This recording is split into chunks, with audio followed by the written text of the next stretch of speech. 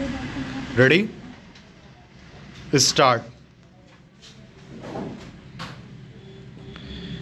इस पर आश्चर्य नहीं कि संसद के बजट सत्र को लेकर बुलाई गई बैठक में विपक्ष ने चीन से तनाव पर चर्चा की मांग की।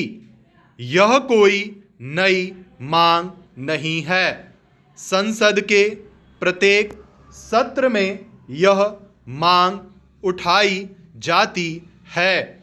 इसके अतिरिक्त कांग्रेस के नेता रह रहकर ऐसे आरोप लगाते रहते हैं कि चीनी सेना के अतिक्रमणकारी रवैये को लेकर सरकार सच्चाई बताने से इनकार कर रही है।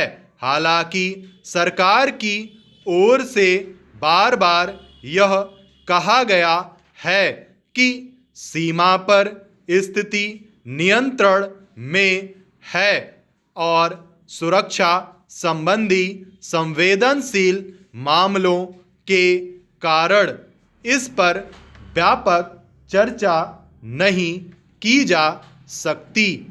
लेकिन विपक्ष और विशेष रूप से कांग्रेस अपना हट छोड़ने को तैयार नहीं। कांग्रेस एक ओर तो चीन से लगती सीमा पर वस्तुस्थिति जानने की जिद करती है और दूसरी ओर यह भी दोहराती है कि चीनी सेना ने भारतीय भूमि पर कब्जा कर लिया है। यदि उसे सचमुच वस्तुस्थिति की जानकारी है तो फिर वह जानना क्या चाहती है, और यदि जानकारी नहीं तो फिर नतीजे पर कैसे पहुंच जा रही है।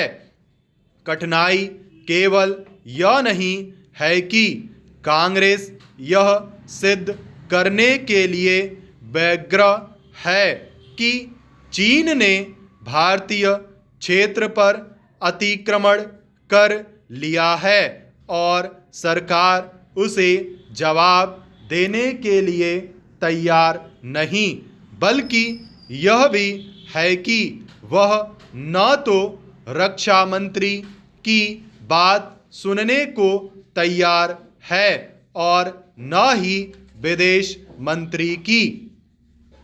कांग्रेस के रवैये को देखते हुए इसमें संदेह है कि यदि संसद में चीन को लेकर चर्चा हो भी जाए तो भी वह सरकार के उत्तर से संतुष्ट होने वाली नहीं है।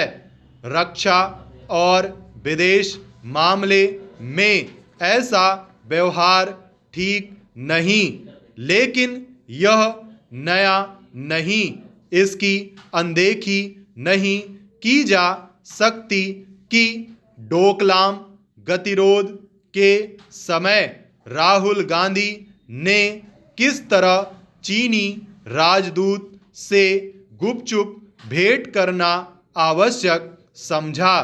यह भी किसी से छिपा नहीं कि कांग्रेस ने इस प्रश्न का उत्तर आज तक नहीं दिया कि उसने चीनी कम्युनिस्ट पार्टी से समझौता क्यों किया था और राजीव गांधी फाउंडेशन को चीन से अनुदान लेने की क्या आवश्यकता थी। इसमें संदेह नहीं कि चीन आक्रामक रवैया अपनाए हुए है, लेकिन यह भी सही है कि भारतीय सेना उसका साहस के साथ सामना कर रही है। इसका उदाहरण गलवान की भी घटना है और तवांग कि भी कांग्रेस राजनीतिक कारणों से सरकार को कटघरे में खड़ा करने का काम कर सकती है, लेकिन उसे ऐसा कुछ नहीं करना चाहिए जिससे सेना का मनोबल प्रभावित हो। तवांग में चीनी सेना से भिड़ंत के बाद राहुल गांधी की ओर से सेना को लेकर जैसे बयान दिए गए उनकी सराहना नहीं की जा सकती।